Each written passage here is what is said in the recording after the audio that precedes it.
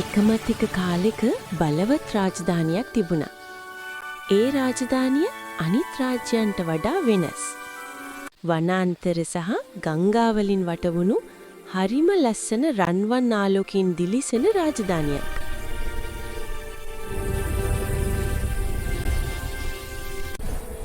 මේ රටේ රජතුමා රටේ ප්‍රශ්න විසඳන්න ඕන නිසා කාර්යබහුල වෙලා හිටියේ. උදේ ඉඳලා රෑ වෙනකල් රාජකාරිවල හිර වෙලා හිටපු නිසා රජතුමාට තමන්ගේ දුව වුණ එලාර කුමරියව මගහැරුණා. මේ නිසා එලාර කුමරිය මාලිගාවේ ඇතුලේ තනියම කාලය ගත කරා. දවසක් හැන්දෑවේ පාළුවෙන් හිටපු එලාර කුමරිය මාලිගාවේ උද්‍යානීය පැත්තට ඇවිදගෙන ගියා. උද්‍යානයේ කෙළවර තිබුණු පඳුරු අස්සෙන් අමුතු එළියක් එනවා එයා දැක්කා.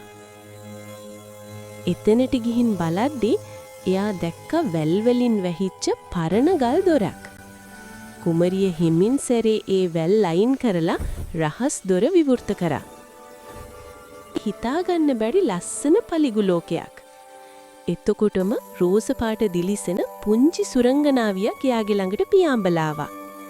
එයාගේ නම ලුමා. ලුමා හිටියේ හරිම බයින්. එයා කුමරියට කිව්වා, "කුමරියනි, අපේ ලස්සන ලෝකය දැන් පාලනය කරන්නේ මන් කියන නපුරු අදුරු සුරංගනක්. එයාගේ අදුරු බලෙන් අපි හැමෝම යටත් කරගෙන ඉන්නේ." එලාරට ඒ ගැන ලොකු දුකක් වගේම කේන්තියක් ඇති වුණා. කුමරිය ලුමා එක්ක එකතු වෙලා මෝර්වන් ඉන්න තැනට ගියා. අඳුරු මාලිගාවට ගියා. මෝර්වන් අඳුරු බලය පාවිච්චි කරලා එලාරව බය කරන්න හැදුවා.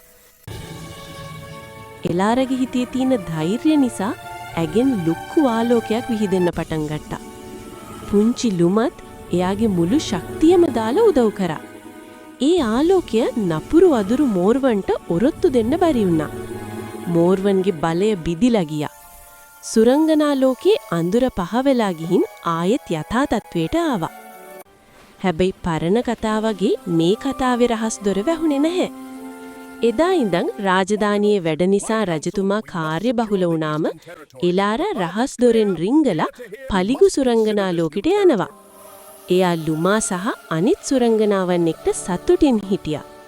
හිතේ පාළුව මකාගෙන ආපහු මාලිගාවට යන්න පුරුදු වුණා.